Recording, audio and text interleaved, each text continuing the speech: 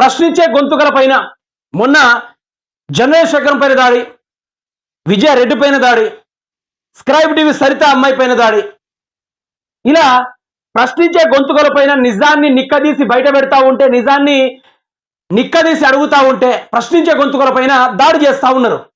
నిన్న చిలక ప్రవీణ్ అయితే చావు దెబ్బలు కొట్టిల్లు కాంగ్రెస్ వాళ్ళు. అయితే అసలు ఏం జరిగింది ముచ్చట ఒకసారి చూద్దాం. ఇక జర్నలిస్ట్ చిలక ప్రవీణ్ పై దాడి, ఆఫీస్ బయట దాడి చేసిన దుండగులు కాంగ్రెస్ వాళ్ళ పనే అన్న యూన్యూస్ సిబ్బంది, హాస్పిటల్లో కొనసాగుతున్న ట్రీట్మెంట్, దాడిని ఖండించిన కేటీఆర్, హరీష్ రావు పరామర్శించిన జగదీష్ రెడ్డి.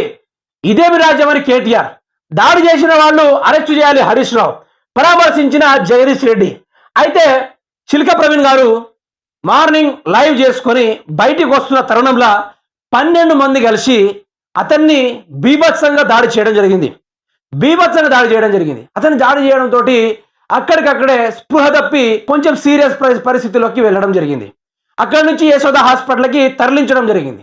నేను రేవంత్ రెడ్డిని అడుగుతా ఉన్నా, ఏం నీకు వణుకు పుడతా ఉందా? లేకుంటే నీ కార్యకర్తల్ని గుండాలుగా తయారు చేసినవా? లేకుంటే రాష్ట్రంలో ఏం జరుగుతూ ఉంది?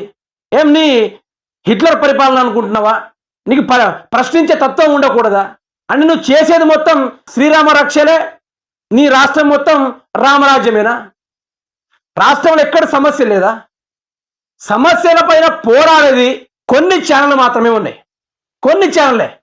ప్రధానంగా చూసుకుంటే మాత్రము న్యూస్ లైన్ శంకర్ కావచ్చు, YRTV Ranjit, Chilaka Praveen U news,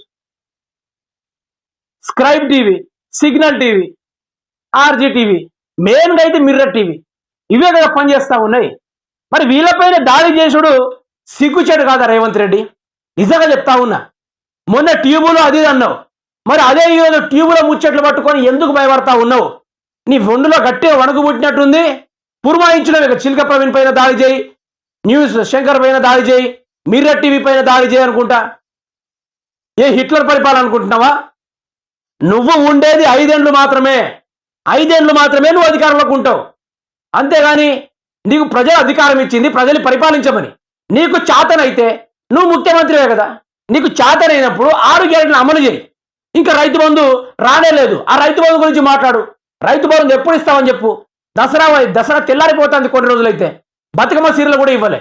500 ఇస్తున్నా, బ్యాంకులో ఇస్తున్నా, అకౌంట్లో ఇస్తున్నా, చీరలు కొనుక్కోపోండి అన్నావు. 500 ఎట్టిపోయా మరి? ఇవేవి ఇవ్వడం నీకు చాతనైతే లేదు. ప్రజల పక్షాన మేము గొంతెత్తి మాట్లాడుతూ ఉంటే మా పైన దాడి చేస్తూ ఉన్నావు. నీ అబ్బ జాగిరా ఈ తెలంగాణ, లేకపోతే మీ అయ్యే జాగిర్లు అనుకుంటున్నారా? ఏమనుకుంటున్నారు? విచక్షణ రహితంగా వచ్చి దాడులు చేసినా కూడా పోలీసులు కూడా టేకాఫ్ చేస్తలేరంటే ఏం రాజ్యమయ్యా ఇది? ఇది ప్రజాపాలననా? స్వేచ్ఛగా ప్రశ్నించవచ్చా? ప్రశ్నించే పైన ఇది ఈ విధంగా దాడి చేస్తారా? ఇప్పుడు జర్నలిస్టులు వాళ్ళు ఒకటే చేయాలి, సపరేట్గా ఇలాంటి గూండా ఇదాన్ని మట్టు పెట్టడానికి ఒక బ్యాచ్ ఏకమై రావాలి. అలా అయితేనే వీళ్ళను మట్టు పెట్టి వీళ్ళకి సరైన బుద్ధి చెప్పగలం. వీళ్ళు కొడతా ఉంటే ఎవడు పడుకుంటుంటాడు? రేవంత్ రెడ్డి నువ్వు చేసేది చాలా తప్పు. ఎంత తప్పు అంటే, ఇదే విధంగా గత ప్రభుత్వంలో నీ మీద జస్ట్ పోలీసు వాళ్ళు ఇట్లా నీ ఇంటి ముందుకు వచ్చా, అమ్మో పోలీసులు వచ్చిళ్ళు, అయ్యే పోలీసులు వచ్చిళ్ళు, నన్ను పడుకోనియ్యరా, ఏ గాడిద నా కొడుకు పంపిణీ మిమ్మల్ని అనుకుంటా ఇజ్జత్ లేకుండా బిహేవ్ చేసిన ఆ రోజు. మరి ఈ రోజు అదే విధంగా నేను ప్రశ్నిస్తుంటే దాడులు చేయించడం చాతకానితనం రేవంత్ రెడ్డి. నేను సీదా చెప్తా ఉన్నా, దాడులు చేయించడం చాతకానితనం. ఏం మనుషులు చంపేయడానికి అధికారంలోకి వచ్చినావు నువ్వు? గుర్తుపెట్టుకో, రేపు నా మీద జరగవచ్చు, మిగతా వాళ్ళ మీద జరగవచ్చు. 5 ఏళ్ళు బిస్తర్ మీద పడుకున్నప్పుడు కూడా మా గొంతుని టీవీల నుంచి వినపడుతూనే ఉంటుంది. అనవసరంగా గెలికినరా వీళ్ళనని అనుకోవాలి. ఆ రేంజ్ దాకా తీసుకుపోతాం, నీ ప్రభుత్వాన్ని కూల్చుతాం. నువ్వు ఈ విధంగా దాడులు చేస్తే నిన్ను ఎట్టి పరిస్థితుల్లో ఆ కుర్చీ మీద ఇంకొకసారి కాంగ్రెస్ పార్టీని తలుచుకుంటే ఈ పార్టీగా నేను ఓటేసేయాలి అని ప్రజల్లో ఆ మార్పును తీసుకొస్తాం. చూస్తూనే ఉండు. 10 నెలల్లో నీ వన్నులో వణుకు పెట్టేటట్టు, నీ గుండెలో గుబులు పుట్టేటట్టు మా ఛానల్ అందరూ ఏకమై దాడి చేస్తూ ఉంటే, మా మీద నువ్వు దాడి చేస్తూ ఉన్నావు.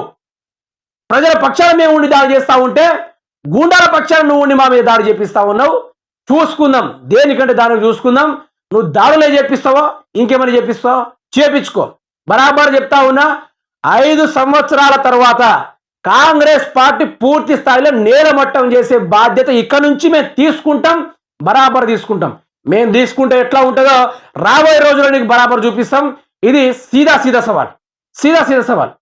కానీ ఏమంటే కాంగ్రెస్ కార్యకర్తలు ఉరుకొచ్చి మరి కొడతా ఉన్నారు, ఉరుకొచ్చి మరి కొడతా ఉన్నారు. ఇటువంటి గూండాలకు భయపడి ఈరోజు జర్నలిజాన్ని తీసుకోలేదు, ఇటువంటి రౌడీజాన్ని భయపడి ఈరోజు జర్నలిజం ముందుకు రాలే. ప్రజల పక్షాన ఉంటాం, ప్రజల పక్షం గురించే కొట్లాడతాం. ఎవరైనా సరే, కేసీఆర్ అయినా సరే, బీజేపీ అయినా సరే, కాంగ్రెస్ అయినా సరే, ఎట్టి పరిస్థితుల్లో ఢీ కొట్టడానికి ప్రయత్నం చేస్తాం. బరాబర్ ప్రజల పక్షాన కొట్లాడతాం. నువ్వు ఏమైనా దాడులు చేపించుకో. ఈరోజు చిలక ప్రవీణ్ మీద దాడి జరిపినంత మాత్రాన ఎవరు భయపడడు. మళ్ళీ రెట్టింపు ఉత్సాహంతోటి అదే న్యూస్ లా బ్రహ్మాండంగా ఇంకోసారి నీ పైన రాతలు తెరకెక్కితే గొంతులు మరిన్ని 10 గొంతులను కలుపుకొని నీ మీద, నీ ప్రభుత్వం మీద ఎలిగేషన్ తీసుకోవడానికి బరాబర్ ప్రయత్నం చేస్తాం. ఇది రాసి పెట్టుకో.